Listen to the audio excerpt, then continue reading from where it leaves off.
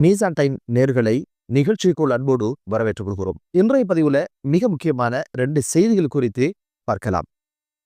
பங்களாதேஷ் நாட்டினுடைய தலைவிதிய மாற்றி எழுதிய மக்கள் போராட்டம், அதனுடைய மிக முக்கியமான தலைவர் ஷெரீப் உஸ்மான் ஹாதியினுடைய இறுதி கிரிகைகள் பல்லாயிரக்கணக்கான மக்களுடைய கண்ணீர் அஞ்சலிக்கு மத்தியில, பலத்த பாதுகாப்புக்கு மத்தியில நல்லடக்கம் செய்யப்பட்ட சம்பவம். யார் இந்த ஹாதி? ஹாதியினுடைய மரணம் எப்படி நடந்த அப்படின்ற பல்வேறு விஷயங்களை பேசுறதோட, ஒரு வைத்தியருக்கு பைத்தியம் பிடித்தா எப்படி இருக்கும் அப்படின்ற மாதிரி 30 நோயாளிகளுக்கு விஷ ஊசி செலுத்திய ஒரு வைத்தியர் குறித்த விசாரணைய பிரான்ஸ் நாட்டினுடைய நீதிமன்றம் ஆரம்பிச்சிருக்கு. அப்படின்னு 2 செய்திகள் குறித்து தான் பார்க்கலாம். 32 வயதான ஹாதியினுடைய மரண தினத்தை பங்களாதேஷனுடைய இடைக்கால அரசு தேசிய துக்க தினமாக பிரகடனப்படுத்தியது. காரணம் என்ன அப்படின்னு பாத்தீங்கன்னா, பல ஆண்டுகள் இரும்புக்கரங்கொண்டு மக்களை அடக்கி பல்வேறு தலைவர்களுக்கு மரண தண்டனையை கொடுத்து நாட்டுல ஒரு ஆட்சியை நிறுவி வந்தவர் தான் ஷேகா ஹசீனா.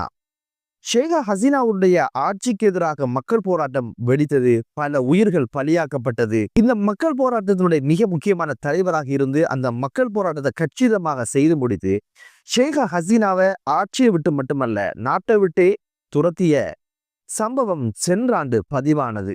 உண்மையிலே உஸ்மான் ஹாதிக்கு என்னதான் நடந்த அப்படின்னு பாத்தீங்கன்னா, 2026ஆம் ஆண்டு நடக்க இருக்கின்ற தேர்தலை முன்னிட்டு ஹாதி தேர்தல் பிரச்சாரங்களை நடத்தி வந்தாரு.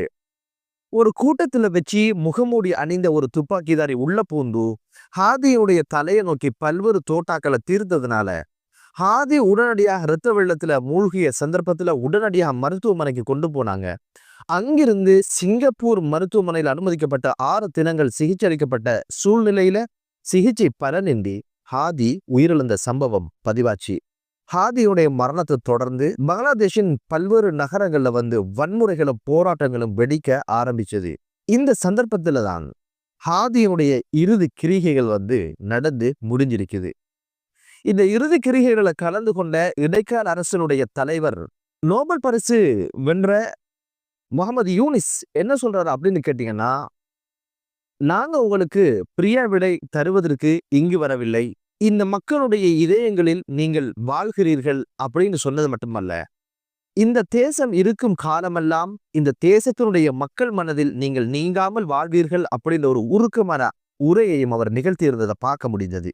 கொடிகள் அறக்கம்பத்துல தொங்கவிடப்பட்ட சூழ்நிலையில டாக்கா பல்கலைக்கழகத்து வளாகத்துல ஒரு தேசிய கவிஞனுடைய கல்லறைக்கு பக்கத்துல தான் இவருடைய பூத உடல் புதைக்கப்பட்ட சம்பவமும் பதிவாச்சு. அடுத்த செய்தி குறித்து பார்க்கலாம். பிரான்ஸ் நாட்டினுடைய ஒரு வைத்தியருக்கு பைத்தியம் பிடித்த கதை தானது. 30 நோயாளிகளுக்கு விஷ மருந்து ஏற்றி அதுல 12 பேர் உயிரிழந்த சம்பவம் பதிவாச்சு. இதுல 4 வயது குழந்தை 2 தடவைகள் மாரடைப்பு மயிரிழையில் அந்த குழந்தை உயிர் பிழைத்திருக்குது. 89 வயது மதிக்கத்தக்க முதியவரும் இதுல உயிரிழந்திருப்பதாக சொல்லப்படுது. இவருக்கு எதிரான விசாரணைகளை இப்போது பிரான்ஸ் நீதிமன்றம் ஆரம்பிச்சிருக்குது. இது என்னடா புதிய சங்கதியா இருக்கு? வைத்தியர்னா உயிர் காப்பவன். நோயாளியுடைய குடும்பத்துக்கு மருத்துவமனையை பார்த்துட்டா, அதை அண்மிச்சுட்டா, மருத்துவரை சந்திச்சுட்டா, மருந்து கொடுத்துட்டா ஏதோ உசுறு வந்த மாதிரி ஒரு ஃபீலிங். இப்படியான சூழல்ல இந்த மருத்துவர் எதுக்கு 30 பேருக்கு விஷ ஊசி அடிச்சாரு அப்படின்னு ஒரு செய்தி இப்போது மிகப்பெரிய ஒரு ஆச்சரியத்தை ஏற்படுத்தியிருக்கு. 2008ஆம் ஆண்டுல இருந்து 2017ஆம் ஆண்டு காலப்பகுதியில தான் இவர் இந்த ஒரு விஷயத்தை செஞ்சிருக்கிறாரு. மயக்க மருந்து துறையில நிபுணத்துவம் பெற்றவர் ஒவ்வொரு சத்திர சிகிச்சையின் போது இவர் தான் இன்ஜெக்ஷன் அடிப்பதாக சொல்லப்படுது.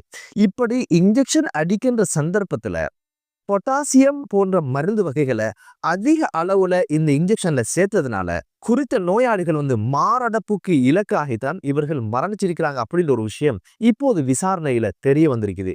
சரி, இந்த ஒரு விஷயத்தை எதுக்கு இவர் செஞ்சிருக்கிறார் அப்படின்னு கேட்டீங்கன்னா, 2 காரணங்கள் சொல்லப்படுது. 2 காரணம் ரொம்ப வித்தியாசமானது, விசித்திரமானது. அது என்ன அப்படின்னு பாத்தீங்கன்னா, தான் ஒரு ஹீரோவாக இருக்கணும், நோயாளிகள் மீது தான் மிகப்பெரிய அக்கறையில சேவையாற்றுற ஒரு விஷயத்தை காட்டிக்கொள்ளணும் அப்படின்ற விஷயம் சொல்லப்படுது.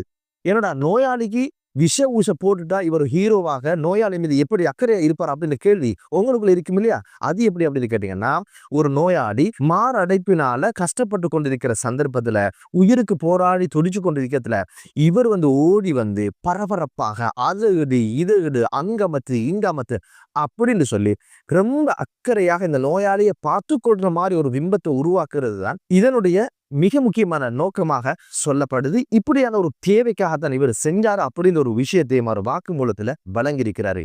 என்ன கொடுமடா இது! ஒரு நோயாளி உசுரை கையில பிடிச்சிட்டு பல லட்சம் ரூபாய் செலவழிச்சு மருத்துவமனைக்கு ஏதோ மீண்டும் ஆரோக்கியமாக போயிடலாம் அப்படின்னு இருக்கிற சந்தர்ப்பத்துல இவர் ஹீரோ விஷயத்தை காட்டுறதுக்கு இவர் கையில் எடுத்த விஷயத்தை பாருங்களேன். அவனுக்கு இன்ஜெக்ஷன் அடிப்பாராம், மாரடைப்பு வருமாம், உயிருக்கு போராடுவாராம். அவரை பற்றி இவர் ஹீரோவாக மாறி இவர் காப்பாற்றுவாராம். என்ன கொடுமடா இது! அடுத்த செய்தி என்ன அப்படின்னு பாத்தீங்கன்னா, இவர்களுக்கு சிகிச்சை அளிக்கின்ற வைத்தியர்கள் மீது ஒரு அவப்பேறு வரணும். இந்த வைத்தியர்கள் முறையா சிகிச்சை அளிக்கிறாங்க இல்ல, இவங்க சிகிச்சை அளிக்கிற நோயாளிகள் மரணிச்சு போறாங்க அப்படின்னு ஒரு பிம்பத்தை உருவாக்கி இந்த வைத்தியர்கள் மீது ஒரு அவப்பேரை உருவாக்கணும் அப்படின்னு ஒரு விஷயத்துல இந்த ஆசாம் இந்த வேலையை செய்ததாகவும் அவருடைய வாக்குமூலத்துல சொல்லியிருக்கிறாரு. பழி வாங்குறதுக்கு நோயாளிகளை பகடக்காய பயன்படுத்தி இன்ஜெக்ஷன் அடிச்சு கொல்லுகின்ற ஒரு வேலையை, கொலை செய்கின்ற ஒரு கைங்காரியத்தை செஞ்சிருக்கிறார். உண்மையிலே இவர்கள் எல்லாம் நோயாளி கிடையாது. இந்த வைத்தியர் தான் நோயாளி. மனநோயாளி என்று சொல்றதை விட இவன் ஒரு முழு பைத்தியம், முத்திய பைத்தியம் அப்படின்னு தான் சொல்ல நினைக்குது. இவருக்கு எதிராக 150 வழக்குகள் தாக்கல் செய்யப்பட்டிருக்குது. இந்த ஒரு விஷயம் குற்றமாக நிறுவப்படும் பட்சத்தில் இவருக்கு ஆயுள் தண்டனை கிடைக்கும் என்பதுதான் இப்போது சட்ட வல்லுநர்கள் சொல்லுகின்ற ஒரு விடயம். இது போன்றவர்களெல்லாம் என்ன தண்டனை, ஆயுள் தண்டனை போதுமா அப்படின்னு கேட்டீங்கன்னா நிச்சயமாக போதாது. இவங்களை எமலோகத்துக்கு அனுப்புகின்ற ஏதாவது ஒரு தண்டனைகள் பிரான்சில் இருக்குமாக இருந்தால் அதை கொடுப்பதுதான் சால சிறந்தது என்பது மீசான் டைமனுடைய கருத்து. ஆனா பிரான்ஸ் நாட்டில எல்லாம் மரண தண்டனை எல்லாம் இருப்பதற்கு வாய்ப்பில்லை என்பது தெரிய வருது. என்னதான் இருந்தாலும் இப்போது நோயாளிகள் எப்படியாவது சிகிச்சை பெற்று வீட்டுக்கு ஆரோக்கியமா வந்துடலாம் அப்படின்னு அவங்களை வச்சுத்தான் இந்த ஒரு ஹீரோ விஷயத்தையும் பழிவாங்குகின்ற ஒரு விஷயத்தையும் இந்த ஒரு வைத்திய ஆசாமி ஒரு பைத்தியம் செய்து முடிச்சிருக்கு அப்படின்னு ஒரு விஷயம் தெரிய வந்திருக்குது. வைத்தியனுக்கு பைத்தியம் வந்தா பைத்தியத்துக்கு வைத்தியம் பார்க்கறது யாருன்ற கேள்விக்கு விடை இல்லாம போகும் இல்லையா? அதுதான் இங்கேயும் நடந்து முடிஞ்சிருக்குது. எனவே வைத்தியர்கள் என்பவர்கள் இறைவனால் அவங்களுக்கு கொடுக்கப்பட்ட மிகப்பெரிய ஒரு சொத்து தான் மருத்துவம். அதை இப்படியான பிழையான விதத்தில் பயன்படுத்துகின்றவர்கள் சட்டத்தின் முன் நிறுத்தப்பட்டு தரமான தண்டனைகள் இவங்களுக்கு கிடைக்கணும் என்ற ஒரு வினயமான ஒரு வேண்டுதலோட ரொம்ப அவதானமாக நோயாளிகள் இருந்து கொள்ளட்டும் என்று கூறி மற்றொரு காணொளியிலே உங்கள் அனைவரையும் சந்திக்கும் வரை விடைபெறுகிறேன். நன்றி.